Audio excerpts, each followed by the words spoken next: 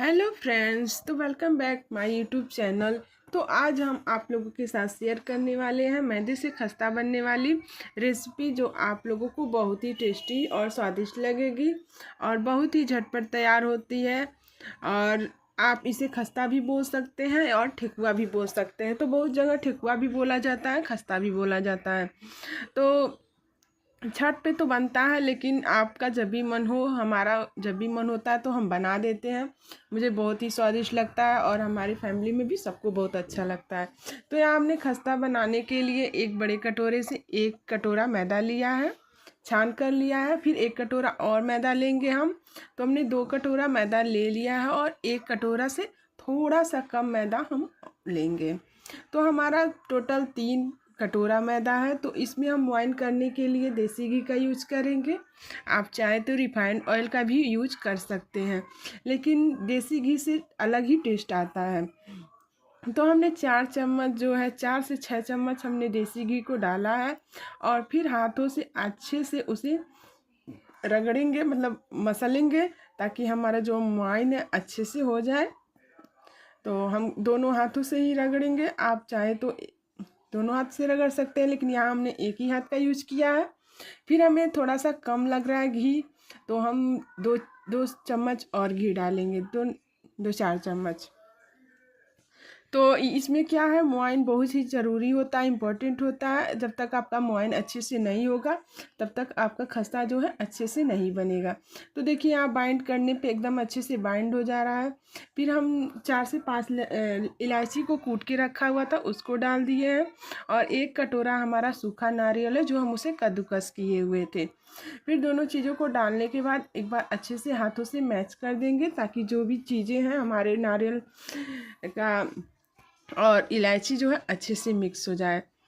तो यहाँ हमने चीनी, 3 कटोरा हमने मैदा लिया था, तो यहाँ 1 कटोरा जो है हम चीनी लेंगे। फिर यहाँ गैस हमने जला लिया है, ऑन कर लिया है। और थोड़ा सा, मतलब थोड़ा ही हम पानी डालेंगे इसमें। 1 कटोरे चीनी में हमने आधा कटोरा से भी कम पानी लिया है और इसे हम उबाल आने देंगे। हमारा चीनी जो है अच्छे से मेल्ट हो जाना चाहिए और इसी चीनी से हम जो है आटा लगाएंगे, मैदा लगाएंगे। तो देखिए, हमारा चीनी में जो है उबाल आने लगता है। अगर आप एक बार ऐसे खस्ता बनाते हैं तो आपका खस्ता जो है बहुत ही खस्ता बनेगा और जो खाएगा वो भी तारीफ़ करेगा। तो देखिए, हम अभी गरम है, तो हम किसी चीज़ से पकड़कर और इससे थोड़ा थोड़ा गिराकर जो है हम चम्मच से मिक्स कर देंगे। हमें एक ही बार सारे चाशनी को नहीं डालना है, थोड़ा करके डालना है। जितना हमें ज़रूरत लगे उतना ही डालना है। तो देखिए, ठंड का समय है, जो ठंडा होने में बहुत कम टाइम लगता है। अगर आप गर्मी में बना रहे हैं तो थोड़ा ज़्यादा टाइम लगेगा ठंडा होने में। तो यहाँ हमने चम्मच से अच्छे से चारों ओर से मिला दिया है और फिर जैसे ही ठंडा हो जाएगा, हम हाथों से ही इसे अच्छे से इकट्ठा कर लेंगे। तो देखिए, हमने कितने अच्छे से मैदा को गूँथ लिया है। और चीनी में हमने बस 1 ही चम्मच चीनी उसमें से बचाया होगा, सारा चीनी हमने इसमें मैदे में डाल दिया है। फिर छोटी छोटी लोइयाँ तोड़ लिए हैं और उसे मुट्ठे की तरह हम गोल गोल बना लिए हैं। फिर यहाँ हम खस्ता वाला साँचा लिए हैं। आप चाहे तो हाथों से भी बना सकते हैं, लेकिन ये साँचा है तो थोड़ा डिजाइन लगेगा तो और अच्छा लगेगा। फिर हमने जो गोल गोल बनाया हुआ था, उसको हम साँचे में थोड़ा सा तेल लगा देंगे, तेल या घी, ताकि चिपके ना। और फिर हम हाथों से प्रेस करके इसे बढ़ा लेंगे। तो देखिए, हमारा खस्ता कितने अच्छे से बनकर रेडी है। और आप चाहे तो कई डिज़ाइन बना सकते हैं, इसमें 4 डिज़ाइन दिया हुआ है। फिर हम बीच में बनाकर आपको दिखाते हैं। तो बहुत ही इजी होता है खस्ता बनाना, बस आपका मुआयन करना इम्पोर्टेंट रहता है इसमें। अगर आप अच्छे से मुआयन करते हैं तो आपका खस्ता बहुत अच्छे से बनकर रेडी होगा। तो सारे ही खस्तों को हमें ऐसे ही बना लेना है। देखिए, हम सारे खस्तों को बना लिए हैं और हमें इसमें रिफाइंड ऑयल में हमें तलना है। तो यहाँ हमने कढ़ाई चढ़ा दिया है। रिफाइंड ऑयल जो है हमारा गर्म हो चुका है।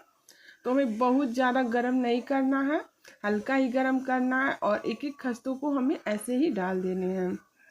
और इतना ध्यान देना है कि जब हम खस्ता डालते हैं तो हमारा जो फ्लेम है वो हाई पे होना चाहिए। और जैसे ही 4 से 5 सेकेंड होगा हम फ्लेम को लो पे कर देंगे। और हमें खस्ते को लो फ्लेम पे ही पकाना है, तभी हमारा जो खस्ता है अच्छे से खस्ते की तरह बन पाएगा। फिर देखिए जैसे हमारा हल्का हल्का ब्राउन होने लगा है, हम फ्लेम को लो पे कर दिए हैं और अब हमें लो पे ही पकाना है। और एक एक करके खस्ता सारे हमें ऐसे ही पलट लेने हैं।